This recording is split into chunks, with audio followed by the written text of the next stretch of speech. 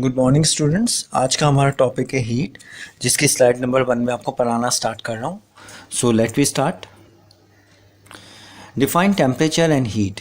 So first I explain about temperature कि what is temperature. Temperature क्या होता है? द डिग्री ऑफ हॉटनेस और कोल्डनेस ऑफ आ बॉडी। यानी अगर हम किसी से हाथ मिलाते हैं तो जब हम हाथ मिलाते तो हम उसका ठंडा हाथ या गर्म हाथ महसूस कर सकते हैं।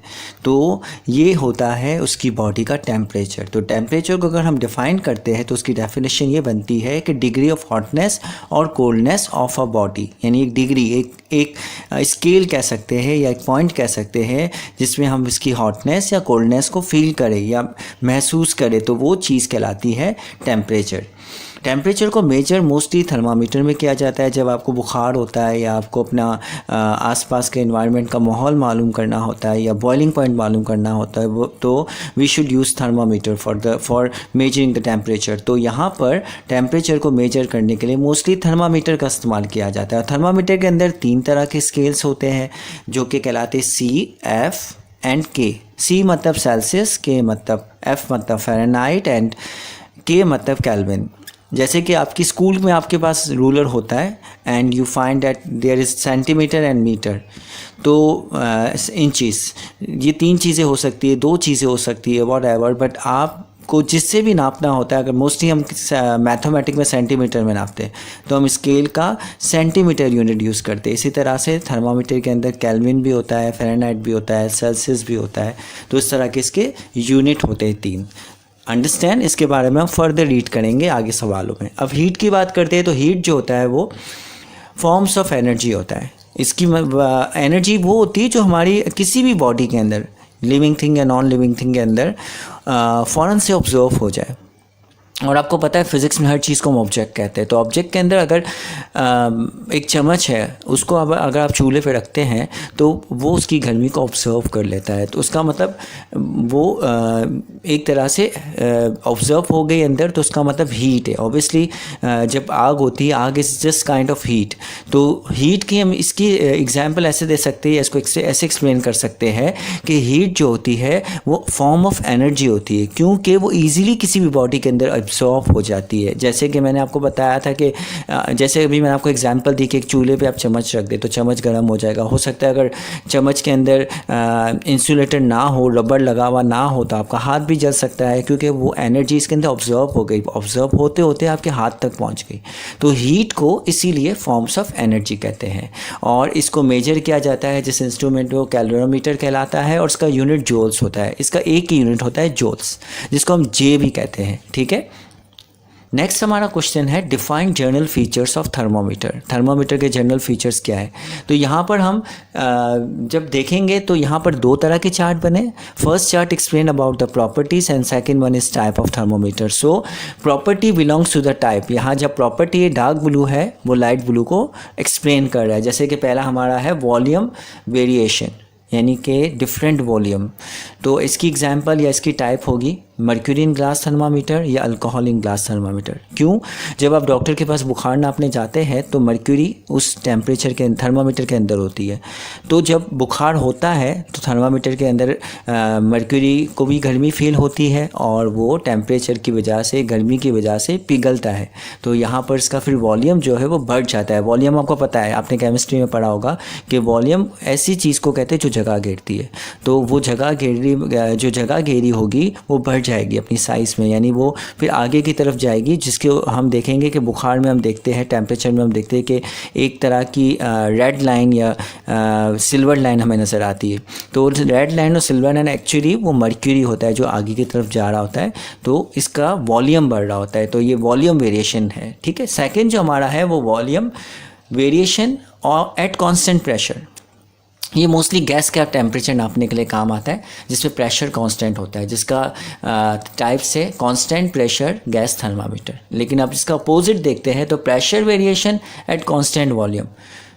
ऊपर था volume variation at constant pressure, यहाँ है pressure variation at constant volume. तो उसकी भी जो टाइप से वो उल्टी हो जाएगी। ऊपर था कांस्टेंट प्रेशर तो नीचे हो जाएगा कांस्टेंट वॉल्यूम, और यहाँ पे हो जाएगा गैस थर्मोमीटर। तो obviously constant pressure gas thermometer, ये हो जाएगा कांस्टेंट वॉल्यूम गैस थर्मामीटर। ठीक है, नेक्स्ट हमारा जो है थर्मोटिक प्रॉपर्टी जो है वो है रेजिस्टेंस वेरिएशन। तो इस तरह के टाइप जो होते हैं थर्मामीटर के वो कहलाते हैं प्लेटिनम रेजिस्टेंट थर्मामीटर। रेजिस्टेंस मतलब रुकावट। तो ये प्लेटिनम, ये आप लोगों ने इनमें से ज़्यादातर तो थर्मामीटर देखे ही नहीं होंगे, आपने से वॉल्यूम वेरिएशन वाला थर्मामीटर देखा होगा। बाकी जो रेजिस्टेंट वेरिएशन वाला थर्मामीटर है ये मैं आपको इंशाल्लाह यूट्यूब में दिखाऊंगा एज सून। आपको बताऊंगा कि किस तरह का वर्किंग करता है। चूँकि आपके कोर्स में नहीं तो मैं इसको फर्दर एक्सप्लेन नहीं करूँगा, ठीक है। नेक्स्ट क्वेश्चन है define mercury in glass thermometer. Mercury जो होती है, जैसे कि मैंने इसको पहले एक्सप्लेन किया था कि एक लिक्विड होता है, एक तरह का लिक्विड होता है जो कि थर्मामीटर के अंदर होता है, लेकिन इसको एक्सप्लेन करना है कि वो कहाँ होता है, कैसे होता है। तो यहाँ पर हम ग्लास थर्मामीटर के कंस्ट्रक्शन एंड वर्किंग साथ ही पढ़ेंगे। यहाँ पे हेडिंग कंस्ट्रक्शन है बट यहाँ पर वर्किंग भी आ जाएगी कि आप यहाँ पर एक सबसे पहले कैपिलरी ट्यूब लेंगे। कैपिलरी ट्यूब होती है कि बहुत पतली सी नाजुक सी ट्यूब होती है, बहुत पतली, और उसके नीचे जो होता है वो ग्लास बल्ब लगा देंगे, ठीक है। मोस्टली लगा हुआ तो नहीं होता, लेकिन थर्मामीटर की बात आती है तो इसमें एक साथ इसके साथ लगा हुआ होता है। उस ग्लास बल्ब के अंदर मर्क्यूरी होती है, मर्क्यूरी दली भी होती है।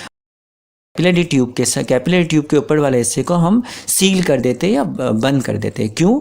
इसका रीज़न ये होता है कि जब अब यहाँ पे आप देखेंगे कि जब बॉडी का टेम्परेचर या आसपास के माहौल का टेम्परेचर बढ़ता है तो कैपिलरी ट्यूब इसको फील करती है, और जिसकी वजह से जो मर्क्यूरी होती है कैपिलरी ट्यूब के साथ जो बल्ब में लगी भी होती है वो भी फील करती है उस टेम्परेचर को। और मर्क्यूरी की ये प्रॉपर्टी होती है कि इट ईज़िली एक्सपैंड, वो ईज़िली पिघल जाती है जब इसको हीट मिलती है। तो वो फ़ौरन से एक्सपैंड होके ऊपर की जानिब जाती है, बल्ब से जाती है कैपिलरी ट्यूब की तरह। पर मैंने आपको जैसे पहले बताया कि कैपिलरी ट्यूब को सील कर दिया जाता है ताकि मर्क्यूरी हवा में ना चला जाए, ठीक है। तो इसका ये कंस्ट्रक्शन होता है। यहाँ पर आगे ये बताया गया कि as a mercury is hot it expand. अगर मर्क्यूरी हॉट फील करेगी तो एक्सपैंड यानी फैलेगी, और अगर वो कूल हो जाएगी दोबारा से, यानी आसपास का माहौल ठंडा हो जाएगा, तो ये दोबारा से बल्ब के अंदर आ जाएगी, यानी कि वो कॉन्ट्रैक्ट हो जाएगी, सुकड़ जाएगी। तो अब यहाँ पर हम इसकी टाइप पढ़ते हैं। तो इसकी बहुत सारी टाइप है, Celsius scale thermometer, kelvin scale thermometer, clinical thermometer, और एक फ़ारेनहाइट थर्मामीटर भी है जो आपके यहाँ पर नहीं लिखा था, बुक में नहीं लिखा था, इसलिए मैंने इसको 3 टाइप ही लिखा। लेकिन फ़ारेनहाइट थर्मामीटर भी है जिसको मैं आगे एक्सप्लेन कर देता हूँ। अब यहाँ पर आप ब्लू कलर का चार्ट देख रहे हैं, टेबल देख रहे हैं। It can easily make the differentiate between among the 3 categories and 3 type of scale और थर्मामीटर। तो यहाँ पर आप देखोगे कि सेल्सियस स्केल और थर्मामीटर की एग्जांपल ये है कि यहाँ पर एग्जांपल नहीं, मतलब उसकी एक्सप्लेनेशन ये कि इसका लोअर पॉइंट जहाँ से शुरू होता है। अब मैंने आपको एक बात बताई कि कैपिलरी ट्यूब होती है, इसके नीचे बल्ब होता है, लेकिन ये बहुत नाजुक होती है, उसको उठा नहीं सकते, तो इसको एक ग्लास ट्यूब के अंदर बंद किया जाता है। जैसे कि आप थर्मामीटर उठाते हैं ना, वो ग्लास ट्यूब होती है, और उस ग्लास ट्यूब में टेम्परेचर स्केल लगा हुआ होता है। आप देखेंगे ग्लास ट्यूब में स्केल लगा हुआ होता है, मतलब कि केल्विन लिखा हुआ होता है। जैसे हमारी स्कूल का जो स्केल होता है, रूलर स्केल जो होता है जो हम यूज़ करते हैं, उसी की तरह स्केल होता है, लेकिन शीशे का होता है, उसके अंदर कैपिलरी ट्यूब और बल्ब होता है। तो यहाँ पर सेल्सियस स्केल जो शुरू होता है तो वो शुरू होता है नॉर्मली 0 सेल्सियस से, और ख़त्म होता है 100, यानी 0 से 100 तक। और उसमें जो लाइनें होती है, लकीरें होती है, वो 100 इक्वल यूनिट होती है। जैसे कि स्कूल के स्केल में लकीरें होती है, इसमें 100 लकीरें होती है इक्वल। इसके बाद फ़ारेनहाइट जो होता है वो शुरू होता है 32 फ़ारेनहाइट से, F मतलब फ़ारेनहाइट, और ख़त्म होता है 212 फ़ारेनहाइट से, और इसमें जो लाइनें होती है वो 180 इक्वल यूनिट होती है। केल्विन स्केल या केल्विन थर्मामीटर स्केल ये शुरू होता है 273 से और ख़त्म होता है 343 केल्विन पर, ठीक है। और इसके अंदर स्केल या इसके अंदर जो लाइनें लगी हुई होती है वो 100 लगी हुई होती है, 100 लाइंस, ठीक है। अब नेक्स्ट क्वेश्चन जो है मतलब इसी की टाइप में अगर हम पढ़ते हैं तो क्लिनिकल थर्मामीटर क्या होता है। क्लिनिकल थर्मामीटर, अगर आपको बुखार होता है तो डॉक्टर के पास आप जाते हैं, तो जिसके ज़रिए डॉक्टर आपको बुखार नापते हैं। The thermometer is used by doctor to find out the temperature of a patient. तो ये कहलाता है क्लिनिकल थर्मामीटर। इसकी कंस्ट्रक्शन एंड वर्किंग बिल्कुल उसी की तरह है जो हमने पीछे मर्क्यूरी वाला थर्मामीटर पढ़ा था, क्योंकि बिल्कुल सेम होता है, लेकिन इसका साइज़ छोटा होता है। इसके अंदर सिर्फ हम बुखार नाप सकते हैं ह्यूमन बींग का।